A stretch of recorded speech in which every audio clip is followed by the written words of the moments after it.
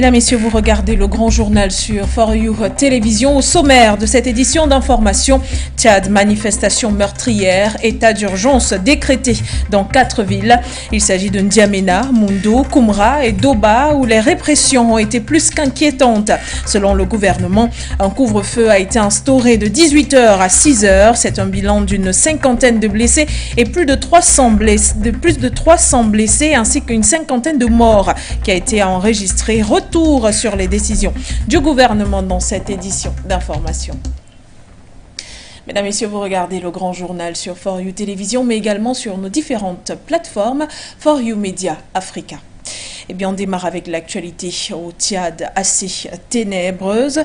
Le 20 octobre dernier, il protestait contre le maintien du pouvoir de Mahamat Idriss Déby Itno. Une 50aine de morts ainsi que plus de 300 blessés ont été enregistrés, aussi bien dans les morgues que dans les hôpitaux. Mais alors, après un bilan aussi terne qui pourrait s'alourdir, à qui la faute? Le gouvernement et l'opposition se rejettent les responsabilités. Je vous propose cet élément signé Baudelaire Ngueni. Une 50aine de morts, des activités d'importants partis d'opposition suspendus et un couvre-feu. Les manifestations enregistrées contre la prolongation de la transition de 2 ans et le maintien au pouvoir de Mahamat Idriss Déby Itno ont entraîné un déchaînement de violence pendant plusieurs heures. Comment en est-on arrivé là? Quand vient le moment d'établir les responsabilités, le gouvernement pointe du doigt les organisateurs des dites manifestations. Armés de gourdins, de machettes, de flèches et de lance-pierres. Leur technique éprouvée, acquise par plus de 1500 jeunes lors d'une récente formation à la guérilla urbaine, était une mobilité constante et rapide après chaque coup perpétré. Certains disposaient même d'armes à feu, utilisées pour en faire porter la responsabilité aux forces de l'ordre. Ces insurgés portent la lourde responsabilité d'une 50aine de morts et près de 300 blessés pour assouvir la soif du pouvoir de M. Succès Masra et de M. Yaya Dilo. Du côté de l'opposition, l'argument de la démocratie est brandi.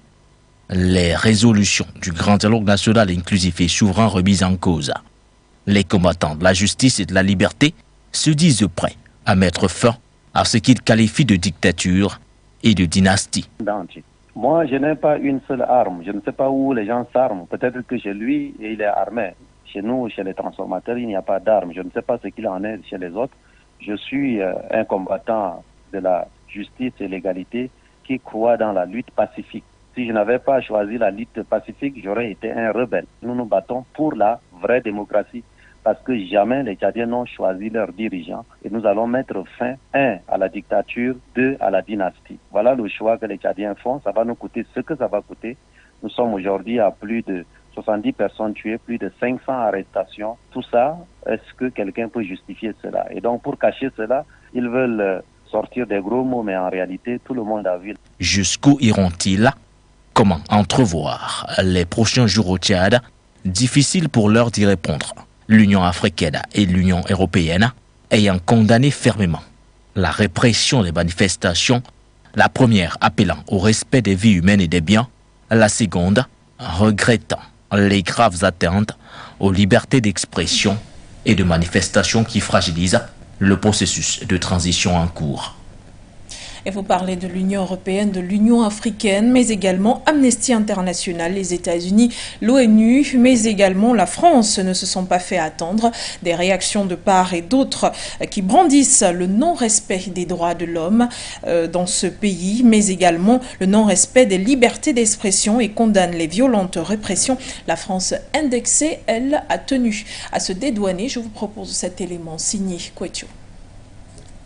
Les manifestations de l'opposition au Tchad, organisées le 20 octobre, ont fait une 50aine de morts à travers le pays. Un chiffre officiel relayé par le Premier ministre Saleh Kebzabo, qui a également annoncé la suspension de toute activité d'importants groupes d'opposition et un couvre-feu.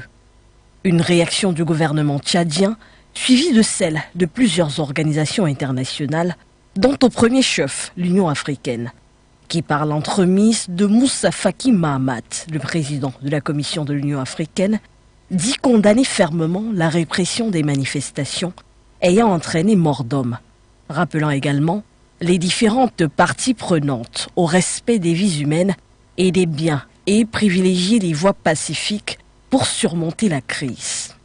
L'ONU, quant à elle, condamne l'usage meurtrier de la force contre les manifestants au Tchad. Communication faite du Bureau des droits de l'homme de l'instance mondiale qui exige des autorités de transition tchadiennes de garantir la sécurité et la protection des droits des populations et particulièrement la liberté d'expression et de réunion pacifique. La branche régionale africaine de l'ONG, Amnesty International pour sa part, rappelle que l'usage de la force lors du maintien de l'ordre doit être strictement nécessaire et proportionnel, l'usage d'armes à feu étant interdite sauf en cas de danger imminent. Des propos tenus par Samira Daoud, la directrice régionale d'Amnesty International pour l'Afrique de l'Ouest et du Centre. L'ONG américaine a été suivie dans sa sortie par celle du porte-parole du département d'État américain, Ned Price, qui a officiellement réagi au nom du gouvernement américain. Les États-Unis condamnent la violence au Tchad, impliquant des affrontements entre les forces de sécurité et les manifestants qui protestent contre la prolongation de la période de transition initiale de 18 mois au Tchad, qui expire aujourd'hui, c'est-à-dire le 20 octobre 2022. Peut-être la plus attendue des sorties à l'échelle internationale, du fait de ses affinités avec le gouvernement de transition de Mahamat Idriss Déby Itno, la France, par la voix de son ministère des Affaires étrangères, a rapidement condamné les violences du jeudi 20 octobre, notamment l'utilisation d'armes à feu contre les manifestants, se lavant également de toute complicité dans le drame survenu, comme le laissaient entendre de nombreux analystes. Et le 22 octobre 2022 se tiendra une session extraordinaire de la conférence des chefs d'État et de gouvernement de la Communauté économique des États de l'Afrique centrale, CEAC. En abrégé, celle-ci a été convoquée par le président en exercice, Félix Tshisekedi, également président de la République démocratique du Congo. La session reviendra sur la situation relative au processus de transition au Tchad. Celle-ci vise également à anticiper une session spéciale du Conseil de paix et de sécurité de l'Union africaine. Et on continue de parler de manifestations dans cette édition d'information, mais à présent nous sommes en Afrique de l'Ouest avec la Guinée-Conakry où c'est un dialogue de sourds qui se constate sur le terrain entre le gouvernement, bien sûr, et la coalition de partis politiques et de sociétés civiles désormais illégales. Le Front national de défense de la Constitution a bravé l'interdit le 20 octobre dernier en descendant dans les artères du pays. Le Premier ministre guinéen a annoncé pour l'instant un bilan de 3 morts et des dizaines de blessés et poursuit par l'instruction d'enquête dans les plus brefs délais.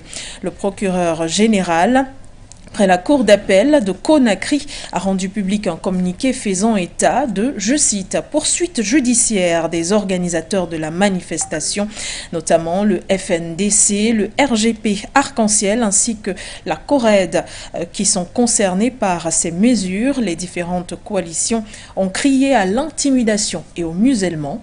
Le communiqué du procureur général a déploré quant à lui le manque d'humanisme face aux morts enregistrés lors de ces manifestations en juillet dernier. Il faut le rappeler, le FNDC dissous était déjà à l'origine de manifestations violentes. La Guinée-Conakry est aujourd'hui pointée du doigt comme un pays où le non-respect des droits de l'homme est latent. Arrêt à présent au Burkina Faso et nous restons dans l'Afrique de l'Ouest où la cérémonie d'investiture du capitaine Ibrahim Traoré s'est tenue ce 21 octobre 2022. Celle-ci légitimait l'homme qui a renversé le lieutenant-colonel Sandaogo Damiba le 30 septembre dernier. Et durant son adresse, il a emphatisé la reconquête du territoire occupé par les groupes terroristes. Les précisions sont dans cet élément. Signé Mamoto. Je jure devant le peuple burkinabé et sur mon honneur de préserver, de respecter, de faire respecter et de défendre la Constitution, la charte de la transition et les lois, de tout mettre en œuvre pour garantir la justice à tous les habitants du Burkina Faso. Tout en prenant acte des avoirs du président nouvellement investi, Bourahima Cissé, président par intérim du Conseil constitutionnel, l'a renvoyé à l'exercice de ses fonctions. Le Conseil constitutionnel vous donne acte de votre serment, vous déclare installé dans vos fonctions de président de la transition, chef de l'État, et vous renvoie à l'exercice de vos fonctions. C'est le deuxième putschiste que le Conseil constitutionnel investit en 8 mois après la prestation de serment du lieutenant-colonel Paul-Henri Sandaogo Damiba, arrivé au pouvoir par un coup d'État en fin janvier avant d'être lui-même renversé le 30 septembre. L'existence de la nation est en péril, a déclaré Ibrahim Traoré après son investiture en référence aux attaques djihadistes récurrentes qui minent le pays. Nous sommes confrontés à une crise sécuritaire et humanitaire sans précédent. Nos objectifs ne sont autres que la reconquête du territoire occupé par ces hordes de terroristes, a-t-il ajouté. L'audience en question s'est tenue devant les représentants des corps constitués de l'armée et des forces vives du pays. Et comme fait majeur, aucun représentant étranger n'a assisté à la dite cérémonie. Rappelons que cette investiture était prévue par la charte de la transition adoptée la semaine dernière par les assises nationales rassemblant les forces vives du pays, ayant désigné à l'unanimité le capitaine Ibrahim Traoré, président de la transition, chef de l'État, chef suprême des forces armées nationales. Par ailleurs, il est indiqué selon l'article 4 de cette charte que, je cite, « Le mandat du président de la transition prend fin avec l'investiture du président issu de l'élection présidentielle, scrutin prévu en juin 2024. » Le 24 janvier, des militaires menés par le lieutenant-colonel Paul-Henri Sandaogo Damiba et regroupés au sein d'un gouvernement militaire appelé Mouvement patriotique pour la sauvegarde de la restauration avaient renversé le président Roch-Christian Kaboré, critiqué pour n'avoir pas ramené la paix. Le 30 septembre 2022, un nouveau coup d'État portait au pouvoir le capitaine Ibrahim Traoré. À seulement 34 ans, il devient ainsi le plus jeune chef d'État d'Afrique, rejoignant les rangs de 2 autres auteurs de coups d'État, Mamadi Doumbouya de la Guinée et Assimi Goïta du Mali. Et on parle à présent de coopération dans cette édition d'information. C'est entre le Mali et la Chine. Audience à la primature, le Premier ministre Abdoulaye Maïga a reçu l'ambassadeur de Chine. C'était le 20 octobre 2022. Ceux-ci ont échangé sur les enjeux du 20e congrès du Parti communiste chinois, ouvert le 16 octobre dernier. Je vous propose plus de détails avec Bala. Le Premier ministre par intérim, le colonel Abdoulaye Maïga, a reçu hier jeudi 20 octobre l'ambassadeur de Chine au Mali, son Excellence Jen Xingyong. Le représentant chinois s'est déplacé dans le but d'informer le Premier ministre par intérim des enjeux du 21e congrès du Parti communiste chinois, en abrégé PCC, ouvert le 16 octobre dernier. Bien plus dans l'optique de célébrer le 62e anniversaire de la coopération entre le Mali et la Chine, le diplomate chinois a invité le chef du gouvernement par intérim à présider un forum qui sera le rendez-vous même de la coopération sino-malienne. C'est également l'occasion pour les représentants des anciens députés d'exprimer leurs principales préoccupations. Nous sommes venus dire au Premier ministre toutes nos préoccupations par rapport à l'état de la nation et par rapport à la vie des députés qui ont été injustement offusqués, démis de leurs fonctions de députés pour être aujourd'hui dans la rue. On ne sait même pas comment on traite la situation. Également pour célébrer le 62e anniversaire de la coopération entre le Mali et la Chine, le diplomate chinois a invité le chef du gouvernement par intérim à présider un forum qui sera le rendez-vous de la coopération chino-malienne. Nous avons passé en revue les bonnes relations diplomatiques entre nos deux pays et bien sûr la coopération pragmatique exemplaire entre nos deux pays. J'ai aussi profité de cette occasion pour présenter à son Excellence, Monsieur le Premier ministre par intérim, la tenue en cours à Pékin du 20e congrès du Parti communiste chinois. Et nous avons passé ensemble pour voir comment renforcer les liens de coopération entre la Chine et le Mali plus davantage. Au sorti de cette rencontre, le Premier ministre a remercié au nom même du président de la transition l'ambassadeur de la Chine pour tout le soutien de la Chine au Mali, tant à l'ONU qu'au Mali, ceci à travers plusieurs formes d'accompagnement. Et une autre note terne dans cette édition d'information, il s'agit d'un drame ferroviaire il y a 6 ans, le 21 octobre 2016. Précisément sur la ligne Douala-Yaoundé, une catastrophe ferroviaire à Ezeka faisait plus de 75 morts et plus de 550 blessés. Le président camerounais Paul Biya avait déclaré le deuil national en précisant qu'il s'agissait pour lui, je cite, de la meilleure manière de souligner la solidarité entre toute la nation et les victimes de cette catastrophe. Les enquêtes prescrites par le chef de l'État n'ont toujours pas produit un bilan convaincant auprès aussi bien des victimes que des Camerounais, mais à l'aune des éléments touchés du doigt, il s'agissait d'une surcharge pour augmenter la capacité de transport selon le ministre des Transports à cette époque, Alain Edgar Mebongo, sans omettre les dégâts occasionnés par les intempéries. La stèle à ériger en mémoire des victimes reste attendu. Quant aux indemnisations, un flou a été jeté sur la procédure. C'est en tout cas ce que nous rapporte Francis Bakapa. Il est un rescapé du drame ferroviaire d'Ezeka. 6 ans après la catastrophe d'Ezeka, les souvenirs restent toujours les mêmes. C'est vrai, le temps est passé, mais la douleur reste toujours. Les images, chaque 21 octobre, reviennent toujours. Surtout aussi, quand on fait des voyages entre Douala et Yaoundé, on se rappelle toujours, sortant d'Ezeka, vous savez que vous arrivez à Boumyébil. Donc quand on arrive toujours à cet endroit-là, on pense évidemment à cette tragédie qui a ôté la vie à une centaine de personnes. Et je pense que aujourd'hui, c'est un événement malheureux. Oui, un événement malheureux qui restera gravé à vie dans nos têtes. Le temps il est passé, on a quand même essayé d'oublier cela. Il y a des personnes qui sont restées paralysées à vie. Donc déjà, je vais souhaiter un prompt rétablissement parce qu'il y a certaines personnes qui souffrent toujours de cette tragédie-là. Que ceux qui nous ont quittés reposent toujours en paix. Que les familles qui ont eu à perdre les leurs soient toujours courageuses. Et nous qui avons été gratifiés par le Seigneur, nous qui avons eu cette chance-là de rester en vie, on peut que dire merci au Seigneur. Alors, parlant des indemnisations, je pense que jusqu'aujourd'hui, il y a certaines familles qui ont été indemnisées et d'autres non.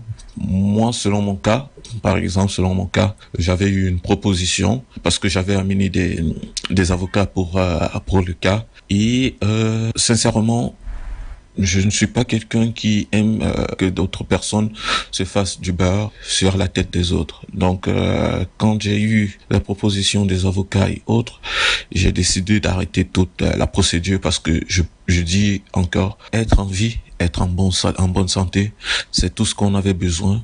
Et aujourd'hui, pour moi, je suis en joie, je suis bien portant. Donc du coup, le montant qu'on m'avait proposé, j'ai laissé. J'ai dit, je remercie tout simplement le Seigneur et c'était le plus important pour moi. Et on continue de parler du Cameroun cette fois. On parle de santé. Plus de 109 860 traitements pour lutter contre le paludisme au Cameroun, notamment l'artéméter luméfantrine destinée aux adolescents. La procédure de lancement de la campagne de distribution des médicaments sous l'égide du ministère de la Santé publique au Cameroun a été enclenchée. Plus de détails dans cet élément signé Koumabité. Une campagne du ministre de la Santé publique du Cameroun, le docteur Manaouda Malachi, se prépare activement pour la distribution de plus de 109 860 médicaments pour lutter contre le paludisme. Une volonté manifeste d'évacuer un stock d'artéméter luméfantrine destiné aux adolescents dont la date d'expiration est fixée au 31 décembre 2022 prochain. Pour éviter la perte de ce médicament, le ministre de la Santé publique a ordonné la mise en œuvre urgente afin de prévenir cet éventuel désastre. Il s'agit notamment de l'établissement des plans de répartition de ce médicament avec pour cible principale les aides à la santé communautaire. Selon les informations relayées par les urgentistes, la péremption imminente des médicaments sus-évoqués est en partie imputable aux lenteurs inhérentes au processus d'acheminement des médicaments des centrales d'approvisionnement vers les formations hospitalières. Pour rappel, le paludisme a tué plus de 3 782 personnes au Cameroun en 2021, dont 2603 enfants de moins de 5 ans. Et une note de dernière minute, il s'agit du rapport technique de la mission de la CEDEAO en Guinée-Conakry. Celle-ci rappelle qu'au terme des travaux, dans un compromis dynamique, les experts de la CEDEAO et de la Guinée ont conjointement développé un chronogramme consolidé de la transition étalé sur 24 mois couvrant les 10 points qui ont été cités. Les autorités de la transition ont demandé à la CEDEAO de leur fournir l'appui technique et financier nécessaire pour la mise en œuvre du chronogramme de 24 mois accepté. D'accord parti, les autorités de la transition ont également demandé à la CEDEAO de bien vouloir engager un plaidoyer conjointement avec elle auprès des partenaires techniques et financiers pour la mobilisation des ressources matérielles, financières et techniques nécessaires pour la réussite de la transition. Des nouvelles sur lesquelles nous reviendrons dans nos prochaines éditions d'information. Pour l'heure, c'est la fin de ce journal sur 4U Télévision. Restez en compagnie de nos programmes car l'information se poursuit. Au revoir Conakry.